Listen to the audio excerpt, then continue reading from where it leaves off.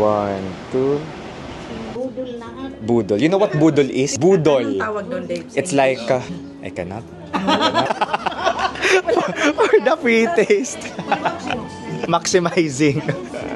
Tour guide tayo ngayon ng mga tito natin. Our parents aren't getting any younger. So why not bring them with us when we travel? Kung hanggat nakakalakad ka pa, mag-travel ka. May makasama tayong senior. Okay lang naman sa yung lakaran. Ay, okay naman. First impressions of Singapore. It's a nice place. It's clean. Good morning guys from Singapore. Kumusta kayong lahat? This is Dave, the Kuripot Traveler. And it's our first time here in Singapore. And I'm with my mother. Seryoso sa pagkain si mother. So nandito kami to celebrate her birthday this weekend. So ngayon, let's start our day. It's our first full day. Nabawasan ko na yung pagkain ko. Pero may free breakfast kasi. Hindi naman siya free kasi binayaran pa rin naman natin. May breakfast. Breakfast included dito sa hotel natin. So it's Parkview Hotel. Nabook natin to sa Agoda. 3 nights tayo dito. Kung magbubook kayo ng hotel sa Agoda, may promo code DAVEAGODA para maka-discount kayo. Okay, 10% off. Comment ko din yung link sa baba. Kung magbubook kayo ng inyong tours, activities, travel items, eSIM, transportation, you can book via Klook. And just may promo code DIVGINUKLOK para maka-discount kayo. Comment ko din sa baba yung mga binook natin. Alright? Gusto natin makatipid in this travel. I believe we can still enjoy on a budget traveler way. Napatunayan natin yan sa ilang beses natin pagta-travel.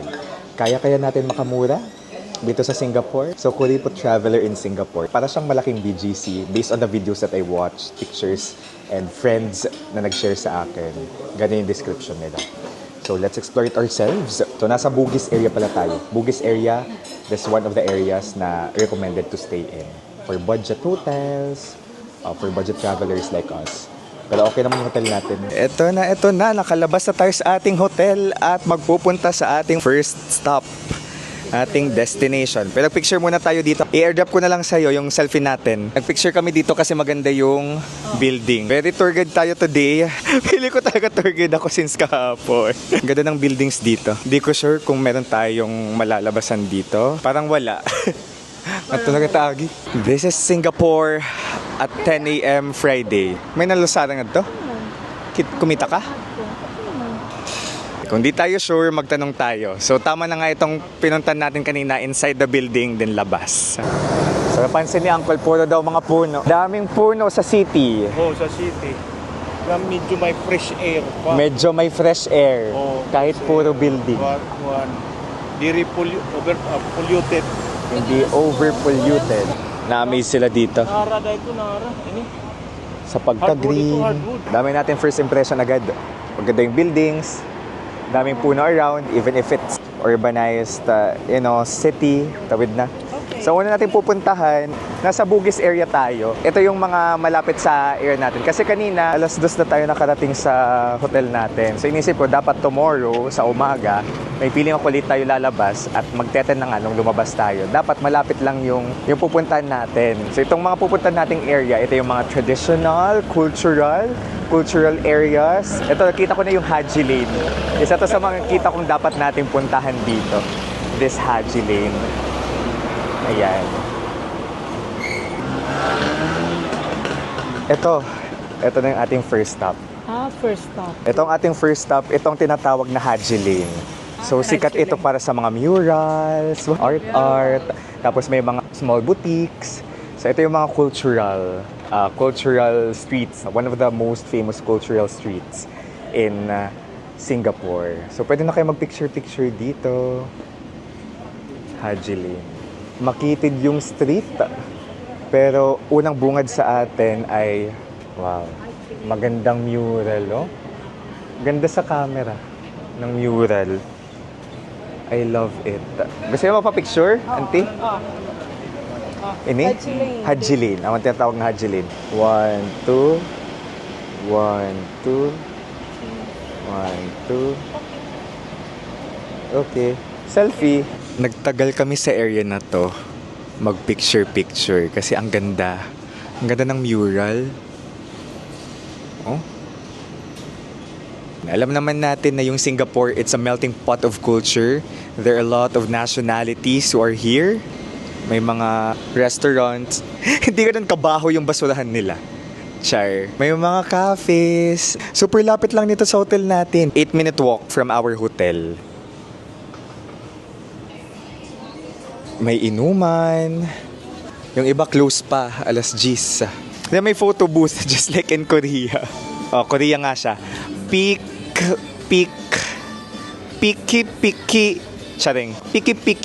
Piki photo booth.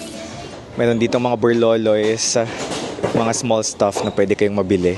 Ayun, may nakita tayong price doon. 38 Singaporean dollars. Magkano kaya yan in pesos? 1,500 pesos. 1,500. At least meron ditong 150 Singaporean dollars. Mga wet wipes, baby wipes. Ano, mga nakasil ba to? Mga chocolates. Chocolate. Mga ano. Parang yung price nila. Okay naman. Hindi siya mahal. Ayun, may chocolate dito. $1.50. $10, 411 yan. Ito, 150, nasa 60 plus, 61 pesos yung isang ganito. Sabi ng friend ko, kung gusto natin bumili ng chocolate, may mas mura talaga na bilhin ng chocolate dito. Yung value dollar. Pero at least may idea kayo kung ano yung mga prices dito sa Haji Lane. Tingnan natin yung mga very Singaporean na style. Yung tubig dito, 1 SGD, 41. So 1 SGD, 41. So nasa 41 na. Yun lang basis natin, 41 pesos. And may mirror dito.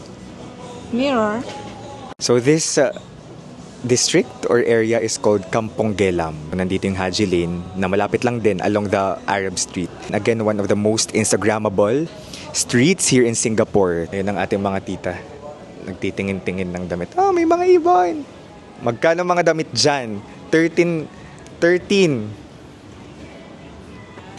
SGD. 535 pesos. Vintage blouses nasa 25, di mas mahal yan. 1,070. Ayaw na kita pagpalit nga di. Kay di pa init barato. Magsa-shopping kita tat last day. They accept card. Ba yung gusto mo, auntie? Na-accept pa din card. Pira maniya. At how much ko, no? $9.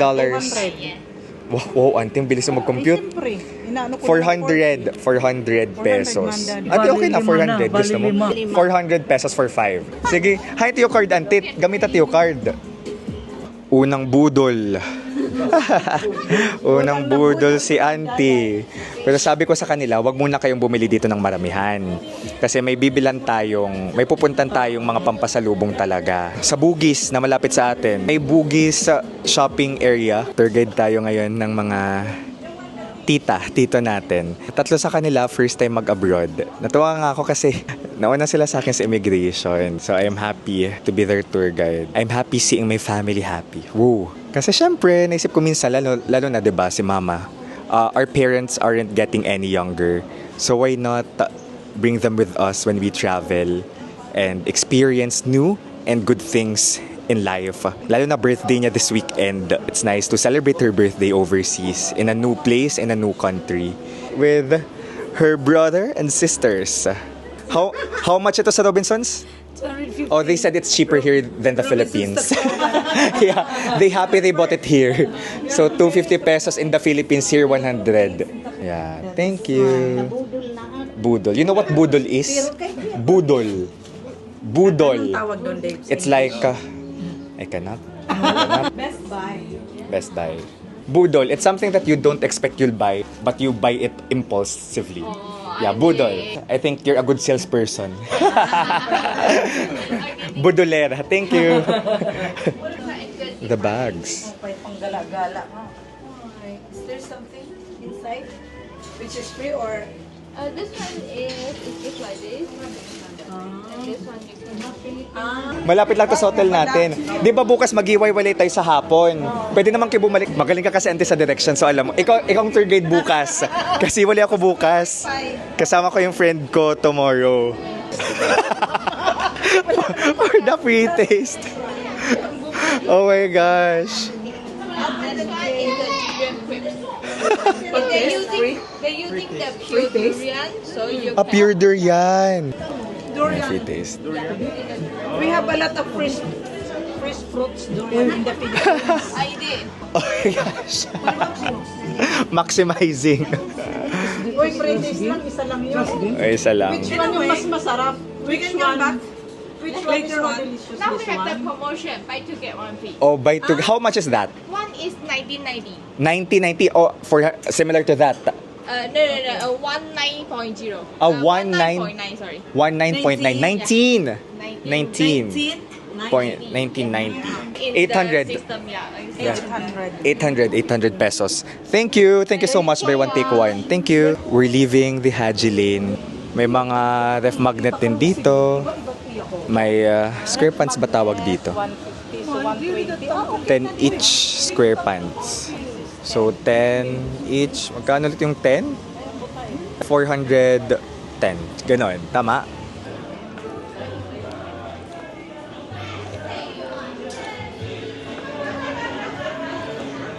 It's a really nice street. Arab Street na. Sunod-sunod lang. I mean, ito Haji Lane. Tapos ito Arab Street. Ay, nagsaselfie pa si auntie. Tara. May nakita. Arab Street. This is the Singapore na hindi puro skyscrapers. May mga pagkain dito. Mga Arab food. Ay, ito yung ito yung Sultan Mosque. Isa ito sa mga spots talaga dito. Sultan Mosque. Yes. One of the landmarks here in Singapore na nasa may Arab Street at Haji Lane. So, ito siya, National Monument. Ito. So, this is a focal point. Malaga ito para sa Muslim community dito sa Singapore. Itong Sultan Mosque, officially inaugurated in 1929. Ganda. Tawid tayo para may picture tayong maganda. First impressions of Singapore. It's a nice place. It's clean. It's clean. Yeah. Yun lang. The air is so fresh. Fresh bang air? No smoke. May smoke ko. Meron Not loud. may konting smoke. May konting smoke, nakikita ko. Ayan na. Kita na natin ang mas maganda dito, yung Sultan Mosque. So it was built by the first ever Sultan in Singapore. 1800s. Siguro, Dave. Ganda. Hindi makuha ka dito. Oo, buwis buhay lang kasi nasa edge. Kasi pag dun, baka malayo na. Kasuluk-sulukan ng Singapore dito sa may Arab Street. Value dollar. Dito daw yung mura din. Kita daw mga chocolate. So, dito yung mga chocolate. Value dollar.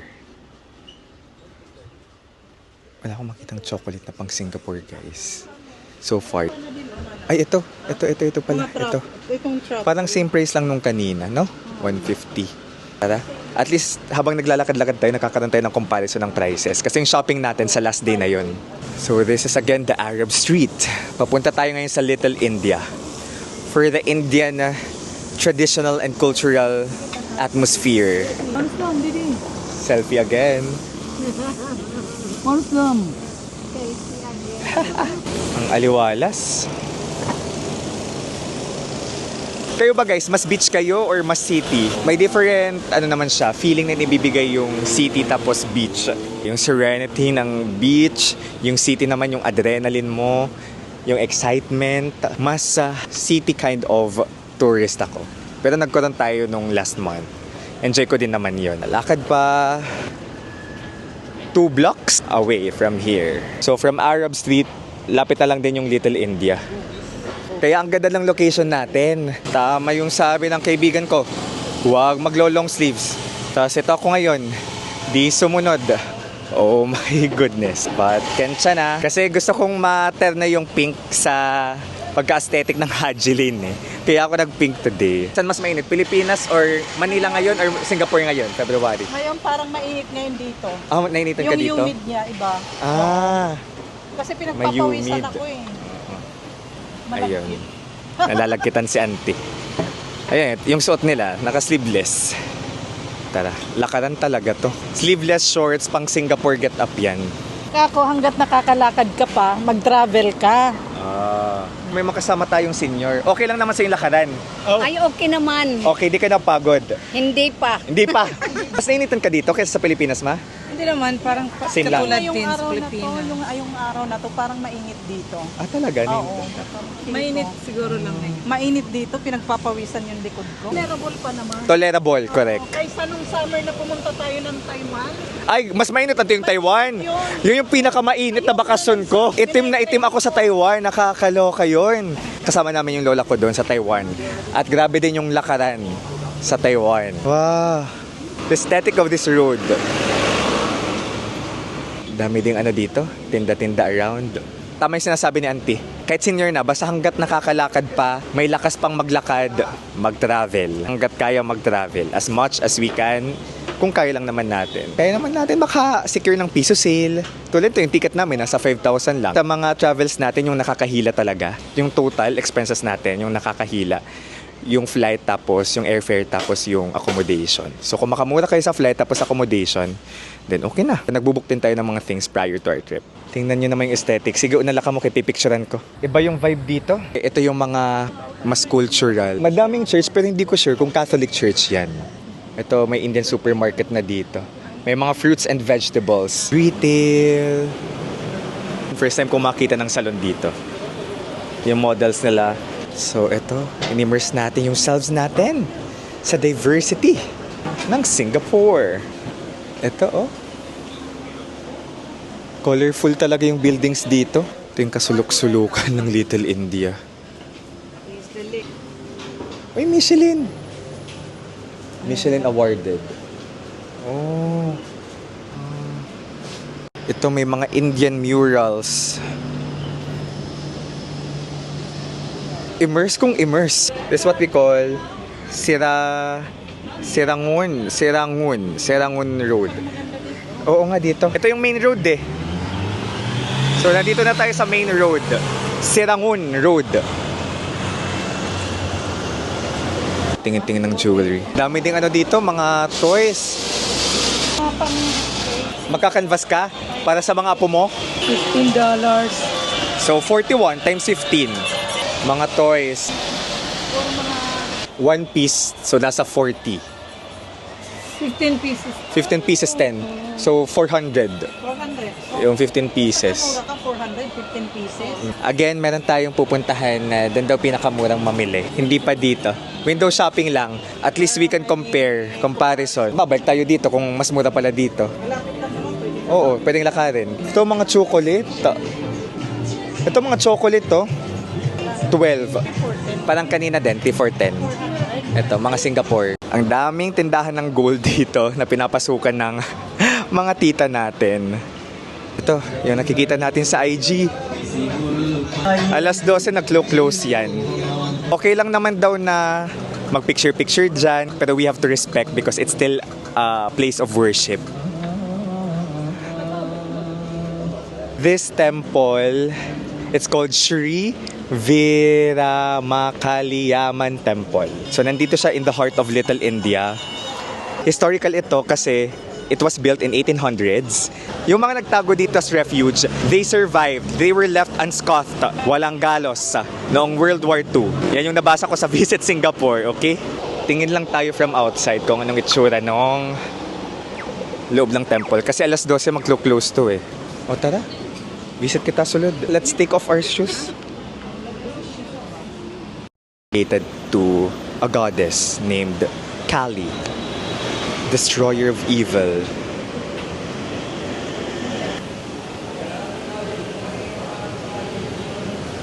Wow. Immersion talaga to, guys. May mga tourists din naman sa loob.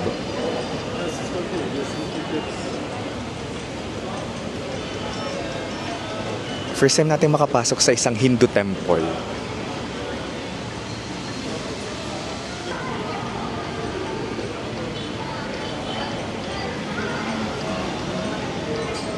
Dito sa loob yung pag-worship ng Indians. A lot of Indians, no? May mga alay. Bawal sapatos sa loob. Parang adoration chapel. Bawal din For yung the sapatos Roman sa Catholic Church, Adoration Chapel. Kuha tayo ng SIM card din kain. Nakapasok na tayo dito sa isang mall. Around Little India lang din. Sa may Bugis area din to. I'm not sure kung anong pangalan ng mall na to. Pero hack tip, kung nasi-CR kayo, kung gusto yung umihi, pasok kayo sa mall. Kasi may toilet naman dito. Okay? Kung gusto yung magpalamig, pasok kayo saglit sa mall. Period. OG. Parang, yung pangalan niya, no? OG Mall. Tapos, around, parang DV. It's giving DV.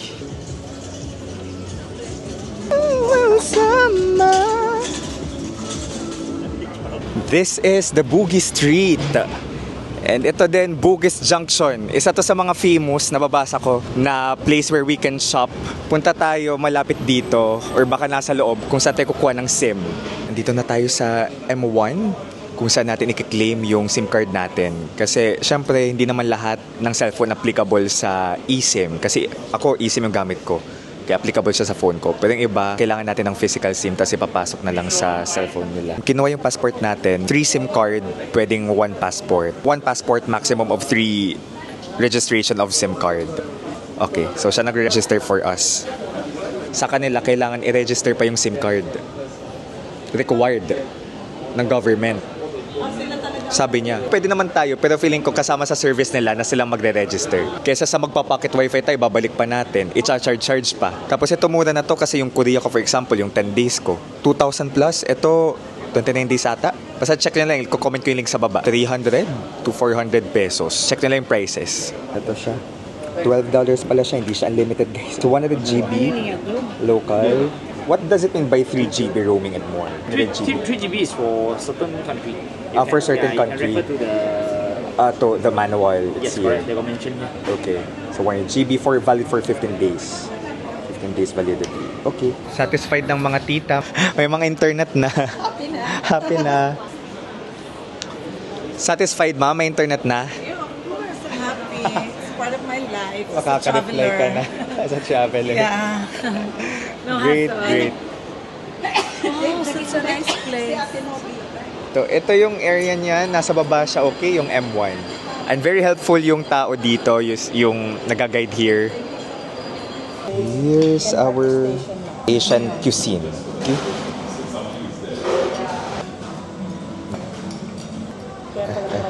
Masarap daw. Sarap yung soup. Nasa V Hotel Bencoolen tayo. Dito pa rin sa may Bugis area. Parang okay talaga magstay dito sa Bugis. Nandito yung murang mga hotel, maraming tourist spots around, may mall, shopping areas. Tapos yung mga tao sa Singapore nag-i-English. So, di tayo nahirapan sa communication. Tumatanggap silang card. Nakapag-buy kami ng card for drinks. Ang sarap. Mga double-decker buses, oh. Let's go. What is this? National Library Building. Wow.